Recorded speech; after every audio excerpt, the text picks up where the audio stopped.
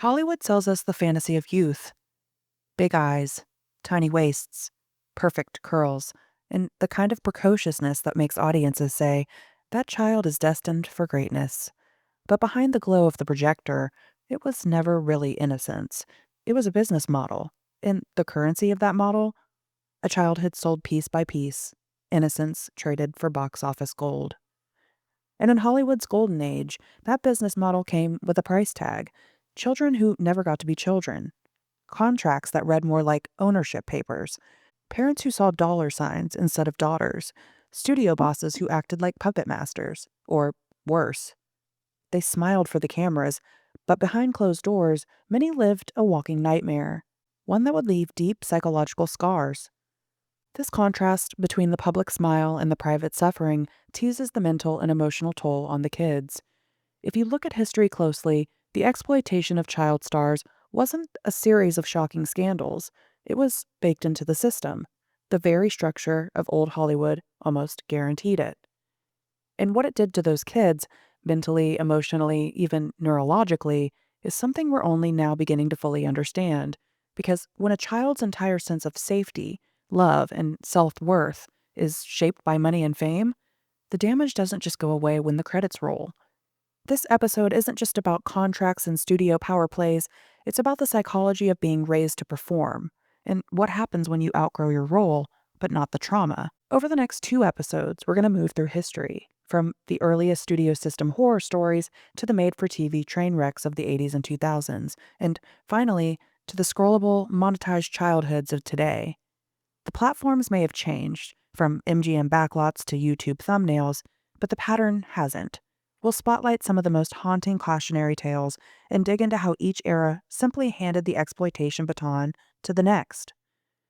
And along the way, we'll talk about what this kind of attention does to a developing brain, and why the fallout looks eerily familiar, generation after generation. So let's rewind and let's get into it.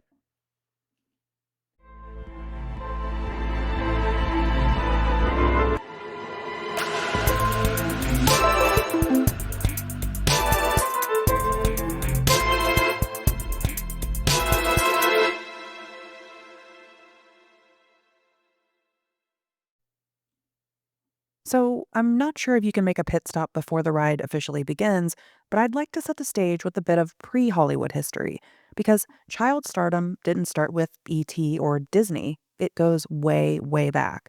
Child stars were a problem long before Hollywood figured out how to light them. If you go back far enough, what we now call child stardom looks less like a career and more like a really elaborate way to say, this kid belongs to whoever is making money off of them. Long before there were studio contracts and press junkets, you had tiny bodies on stages, in traveling shows, in royal courts, doing whatever adults needed them to do to keep the crowd entertained. The technology changes, the costumes change, but the basic setup is depressingly familiar. Adults with power, children with none, and an audience eager to clap for something they probably should be a little uncomfortable watching. In Victorian theater, kids were doing 2 or 3 shows a day, sometimes starting at 4 years old. Parents signed off on contracts where the child had no legal rights at all. If you cried, if you missed a cue, if you were tired, that was not a sign that maybe children should not be working like grown men. It was a discipline problem. So they fixed it with beatings and threats and public shaming. That was not considered abuse back then. That was considered training. Go sideways into the circus and freak show world, and it gets even darker. Babies and toddlers were billed as infant wonders, paraded around as novelties. Acrobatic kids were tumbling from terrifying heights before they had all their baby teeth. Their bodies were insured as property, not protected as people. The entire business model was built on one idea: if the crowd is gasping, it's good for the bottom line, regardless of whether the kid doing the stunt has any say in the matter. And if you go back into European courts, it's even more blunt. Child jesters, dancers, and pet performers were literally traded as gifts between nobles. A king did not sponsor a young entertainer, he owned them. Their value was that they were small, charming, and available whenever the adults were bored. It's not that different in spirit from a modern family YouTube channel. The setting is nicer, and the camera is better, but the job description is similar. be endlessly, reliably entertaining, on demand, for people who hold all the power over your life. Then there's the extreme version that makes everyone recoil, but it belongs in this story. Europe gave us one of the most shocking examples of children being reshaped for entertainment, the castrati. And to really understand how wild this was, you have to picture the world they lived in. Let's go to Italy in the 1600s real quick. Imagine that opera is like a new rock concert. It's sweeping through Europe like a cultural fever. The church bans women from singing in choirs and often from performing on stage altogether, but composers still want soaring, angelic, otherworldly voices, so they turn to boys. And not just any boys, boys with voices so pure and flexible they could carry entire operas. But here's the catch. When puberty hit, those magical voices that they loved so much disappeared. And here's where this becomes beyond grotesque, unless the child was castrated before puberty. A surgery carried out in secret, often illegally, often on kitchen tables or back rooms of barber shops. Historical records show the boys' families were told this was the path to fortune and fame and a divine musical calling. Some parents willingly signed off. Some were coerced. And some were misled about the risks. Many were desperate for social mobility and a rigid class system. The practice was so widespread that by the 1700s, thousands of boys were being castrated every year in Italy alone. Most never became famous. Most never made it onto a stage, and many died from the procedure. Some were left disfigured and infertile or socially ostracized. Only a few became stars, and they were treated like exotic creatures rather than human beings. Their entire identity was sculpted, literally for other people's pleasure. And this wasn't fringe entertainment. Castrati were the celebrities of the Baroque era, the headliners of European courts, the prized voices of the Vatican, the highest paid performers of their time. They were adored for the very thing that had been taken from them as children. This is the darkest, clearest example of what happens when adults prioritize spectacle over the bodies and autonomy of children. It's the extreme endpoint of the same logic Hollywood used centuries later. If the performance is profitable, the cost doesn't matter. We convince ourselves that whatever harm we're doing in the name of talent or potential will be worth it, as long as the outcome is impressive enough. So when Hollywood shows up in the 20th century, it's not inventing child exploitation, it's inheriting it. The film industry just takes this very old pattern and scales it. Instead of one theater, you have theaters everywhere. Instead of a few hundred people at traveling circuses, you have millions of people watching the same child on a giant screen. The camera makes kids even more valuable because it can freeze their cuteness and replay it forever. And once that happens, the pressure on the real child behind that image becomes enormous. So let's move to the 1920s, 30s, and 40s, where the studio system ran Hollywood like a feudal empire. MGM, Warner Brothers, Paramount, Fox, Universal, these weren't just production houses. They were vertically integrated kingdoms. They owned the talent, the theaters, the distribution. If you signed a contract with MGM, you didn't just make movies for them, they controlled your life, your salary, your diet, your friends, your public image, even sometimes your marriages were sometimes arranged or staged by studio fixers. And when the actor in question was a child, multiply that control by 10. In most states, a minor's wages legally belonged to their parents, and the public didn't blink. Remember, this was the Great Depression. The idea of a 6-year-old pulling in thousands of dollars a week, families and audiences saw it as a miracle, not a red flag. The first case study we're going to talk about today is Jackie Coogan, the prototype of the disposable child star. Before Hollywood had laws, ethics, or even the decency to pretend it cared, it had Jackie Coogan. Charlie Chaplin discovered him when Jackie was basically a toddler with perfect comedic timing, the sort of kid who could break your heart by just widening his eyes. Chaplin took one look at this little boy and thought, this is the emotional center of the movie. And he was right. The Kid, from 1921, made Jackie an international sensation. By age 7, he was one of the most recognizable people on the planet. He was meeting presidents, touring the world, being mobbed in the streets, and headlines called him America's boy. And the industry treated him like its newest, shiniest product. and the money followed. By his early teens, Jackie had earned an estimated $4 million, upwards of $80 to $100 million today. But despite being the face on the posters, Jackie didn't own any of it, not legally, and as it turned out, not practically either. Here's what people don't usually hear. Jackie's father, the one adult who genuinely protected him, worried that success would turn parasitic. He warned colleagues that Jackie was becoming a walking bank account with a pulse. And then, in a tragic cosmic joke, his father died suddenly in a car crash. The minute that stabilizing force disappeared, the exploitation escalated. His mother and stepfather treated Jackie's fortune like their personal blank check. Lavish cars, jewelry, furs, vacations. They spent it with the confidence of people using someone else's credit card, because they literally were. But the deeper cruelty came out during the lawsuit later. When Jackie finally turned 21 and asked for the money he'd spent his entire childhood earning, his mother claimed she didn't owe him anything. She testified that everything he had done, the work, the fame, the grueling hours, was a gift to her. His stepfather added that Jackie should be grateful he'd even been fed and clothed. In other words, yes, he made millions, but he should thank them for the privilege of being exploited. When Jackie looked into his accounts, he found almost nothing left.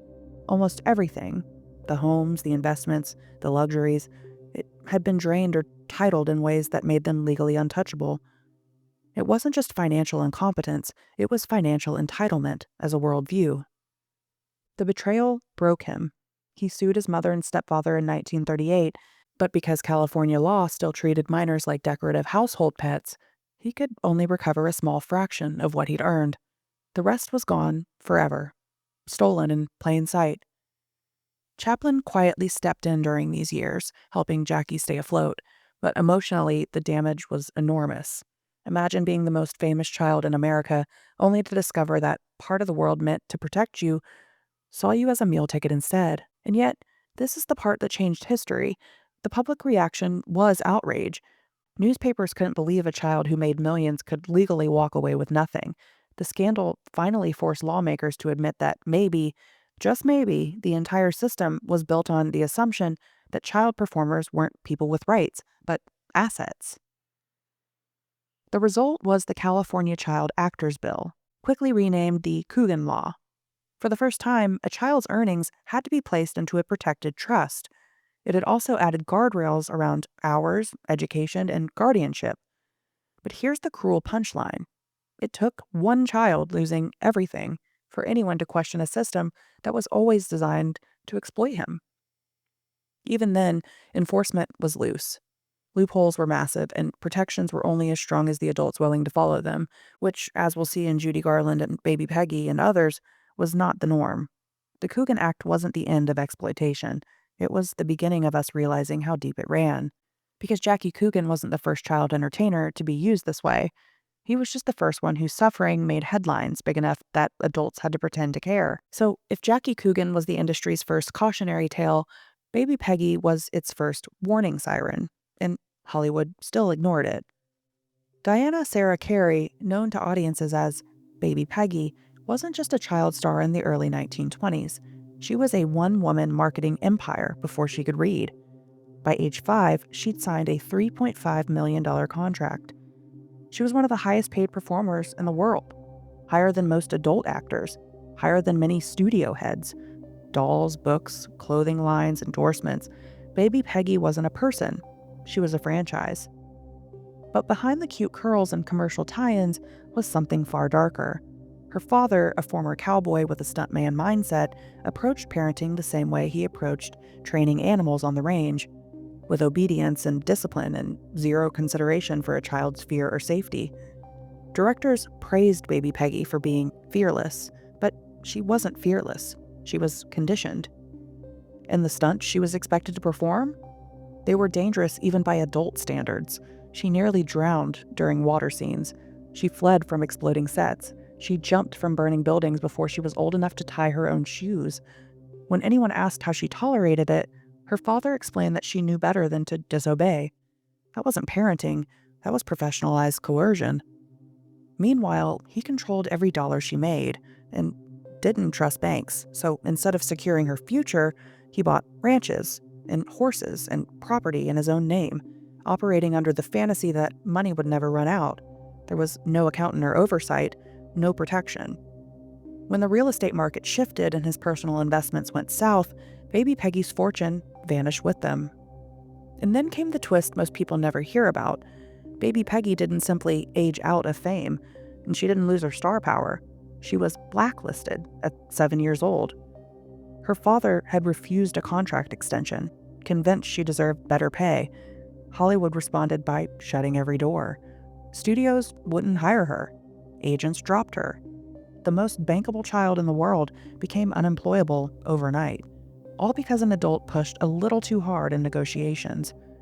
By 13, Diana was broke, traumatized, and trying to support her family by taking degrading bit roles. The child who once carried entire studios on her back was reduced to background work because the industry had moved on to its next adorable face. As an adult, she became her own historian. Literally, she spent decades studying what had happened to her and other child stars. She wrote books and gave interviews and became one of the only survivors of early Hollywood who could speak openly about the machinery that chewed her up. She said her life had, quote, set the style for the modern shameless exploitation of the child star, end quote. And she wasn't wrong. She saw the same pattern repeat in Judy Garland and Shirley Temple and every kid handed to a system that demanded perfect obedience and endless charm and rewarded neither. Let's talk about Shirley Temple. It's hard to overstate what she meant to 1930s America. The Great Depression had devastated the country. Unemployment and poverty and breadlines, it was awful. And here was this little girl with perfect curls, singing and dancing her way through every hardship on screen. People said she single-handedly saved Fox Studios from bankruptcy. President Franklin Roosevelt even remarked that as long as our country has Shirley Temple, we will be all right. That's an incredible amount of pressure to place on any one person, let alone a child barely old enough to read. Even if she couldn't fully comprehend it intellectually, I think her body did. Developmental psychologists would say the nervous system always knows when you're carrying the weight of adult expectations. When you're told you represent hope for a nation in crisis and your survival depends on staying cute, cheerful, and profitable, your brain doesn't file that under symbolism, it internalizes it. And over time, that kind of unrelenting emotional labor can wire a child to equate worth with performance, joy with obligation, and eventually burnout with failure.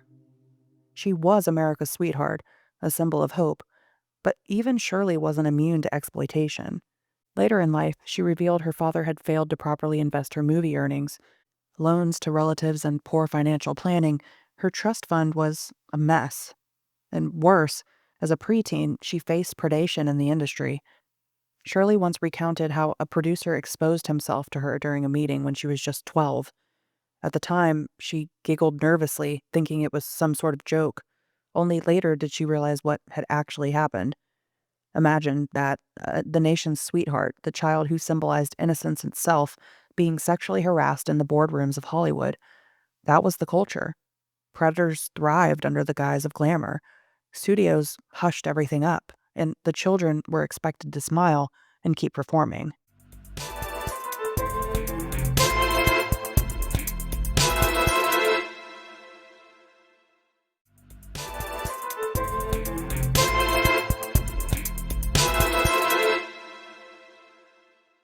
Now, let's talk about what it means to be exploited chemically, because MGM didn't just own Judy Garland's image, they owned her biology. Judy signed with MGM as a young teenager, at an age when most kids are just figuring out who they are.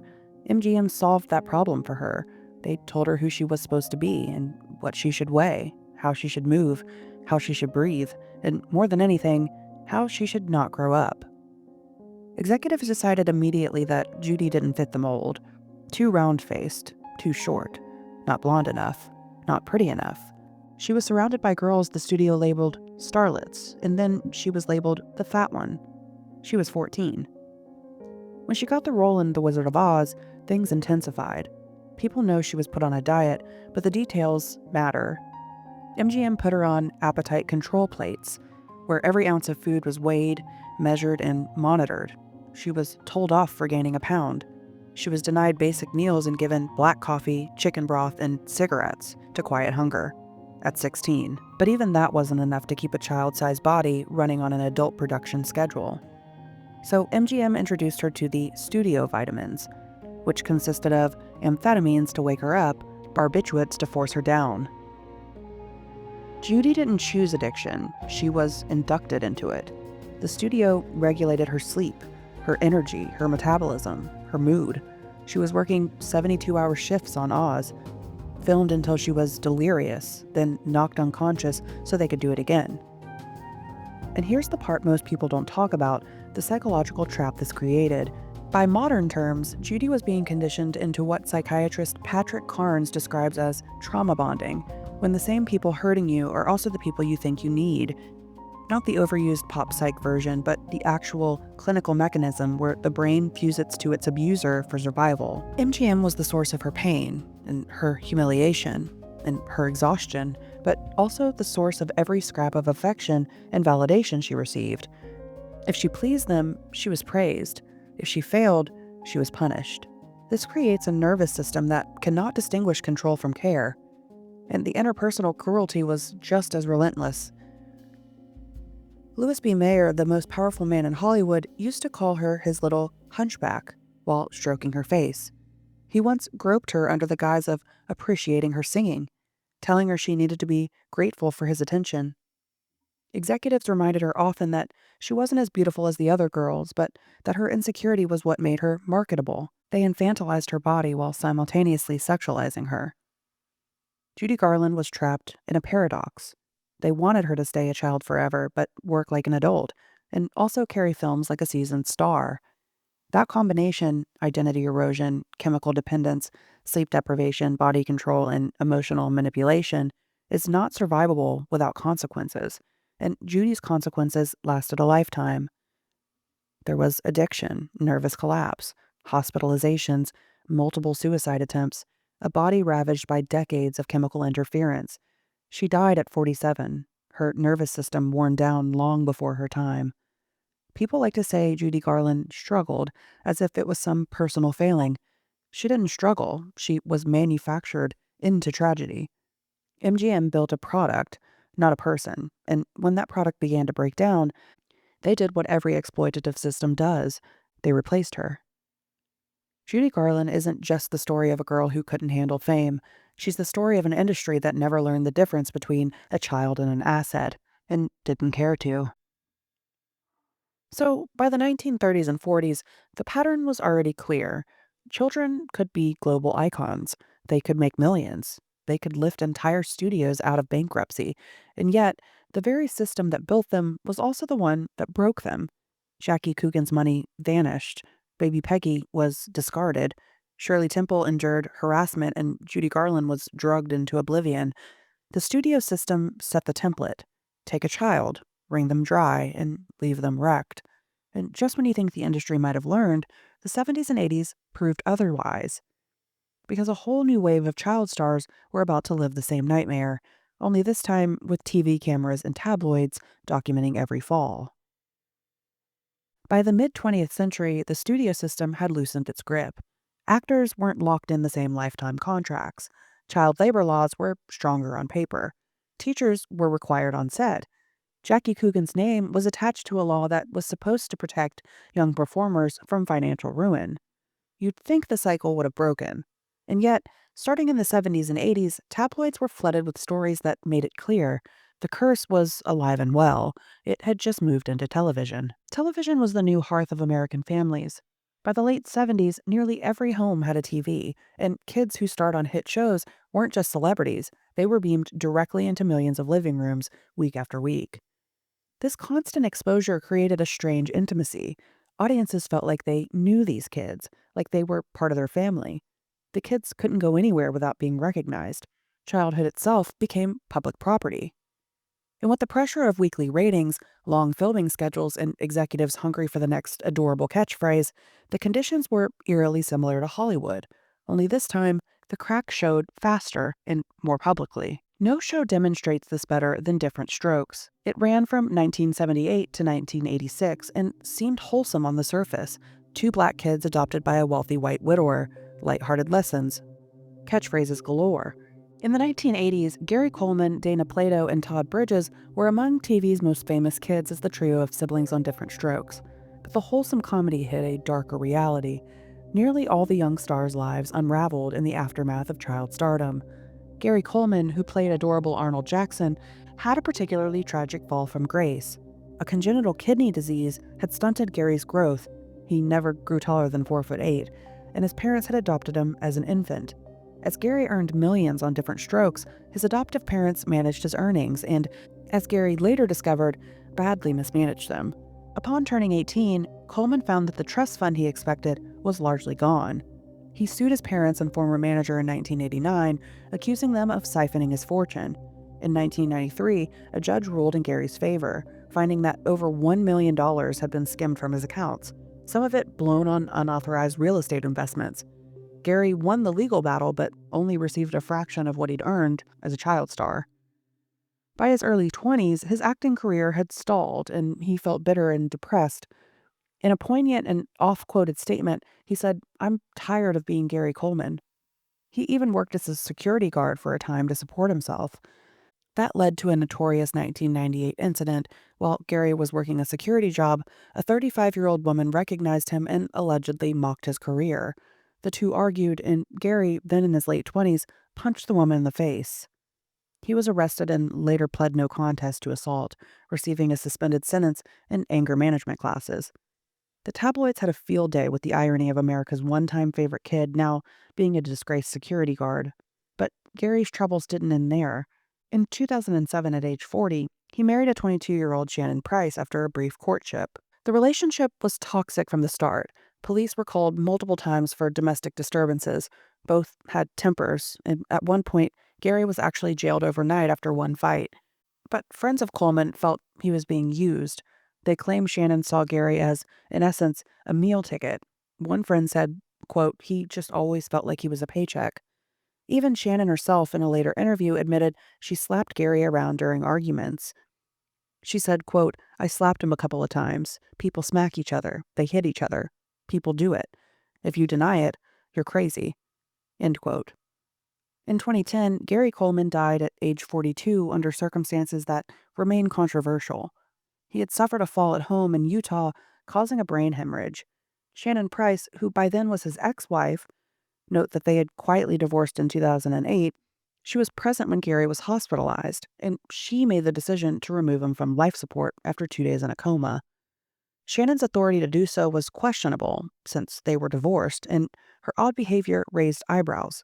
Although no charges were filed and Gary's death was ruled accidental, public suspicion of Shannon lingered for years. In 2025, 15 years later, Shannon Price even took part in a televised lie detector special to refute the accusations that she had something to do with Gary's demise. For many fans, the once bright story of Gary Coleman remains one of the most sobering examples of how fame can destroy a childhood. As Gary himself said in a TV interview near the end of his life, "I want my life back." Dana Plato's story is arguably even more heartbreaking. Plato portrayed a teenage sister, Kimberly Drummond, on Different Strokes. Unlike Gary, who was believed by audiences, Dana felt overshadowed and insecure. In fact, co-star Todd Bridges later revealed that Dana started using drugs very early. He claimed Dana gave him his first joint when he was 14, and that she and Todd, who was 2 years younger, even had a brief sexual relationship as teens. By her mid-teens, while still on the show, Dana was spiraling. She reportedly overdosed on Valium at 14, and by 15, she was coming to work drunk.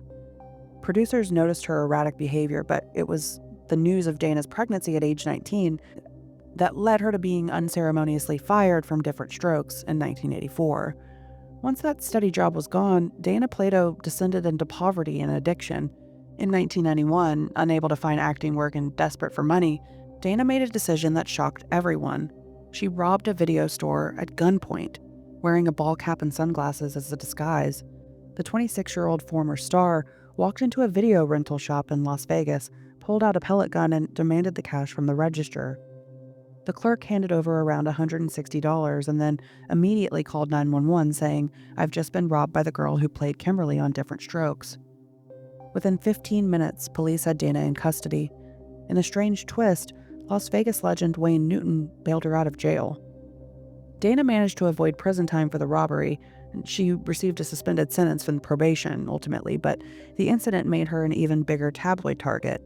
The next year, she was arrested again, this time for forging prescriptions for Valium, and did serve a brief 30-day jail sentence in 1992. Over the rest of the 90s, Dana Plato's life played out like a tragic reality show. She posed for Playboy and took roles in a couple of softcore B movies in a bid to earn money, but mostly she faced personal demons. In 1999, at age 34, Dana appeared on Howard Stern's radio show in a bid to prove to the world that she was clean and turning her life around. The result was disastrous. Callers to the show cruelly accused Dana of still being high on drugs. Some thought that she sounded off, apparently. Under pressure, Dana offered to take a drug test on the spot and even had some of her hair cut on air for a sample. The experience was humiliating. Stern later said, "We had a lot of deception going on, I think," implying he didn't buy her story. Heartbreakingly, the very next day, May 8th, 1999, Dana Plato was found dead in an RV parked outside her fiancé's parents' house. She had overdosed on a combination of prescription painkillers and Valium. At first, it was thought to be an accident, but a later investigation and autopsy ruled Dana's death a suicide by intentional overdose.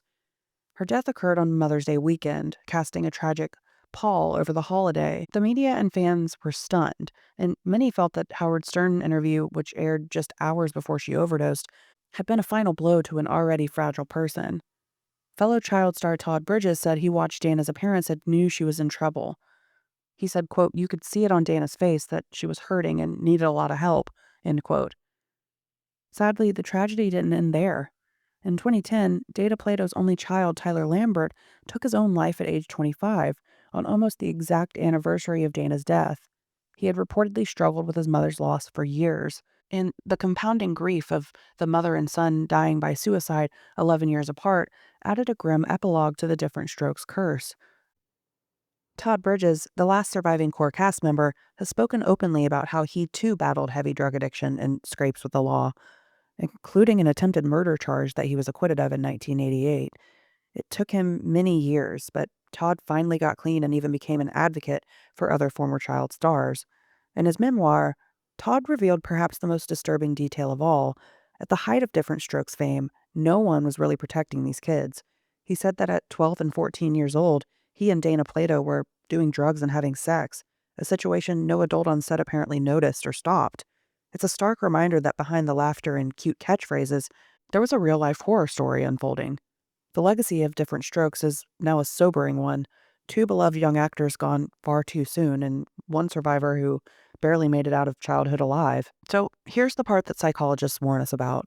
A normal childhood is built on unconditional love. Parents love you when you ace the spelling test and when you throw a tantrum. That's how kids build secure attachments. The belief that you're loved for who you are, not what you do. But child stars, their worth is conditional. Applause becomes love. Ratings become validation. Adults praise them only when they're on.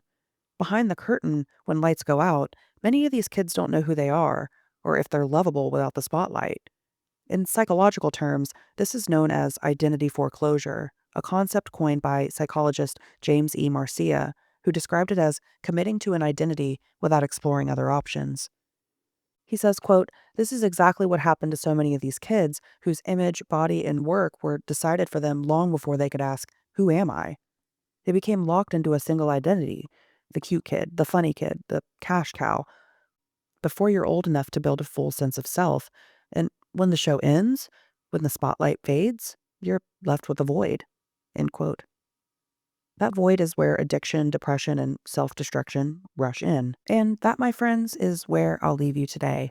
So take a breath, because if the first 100 years of child stardom were built on control, manipulation, and image, the next chapter is built on something even more intimate: access. And this time, the cameras aren't in studios. They're in nurseries. They're in playrooms.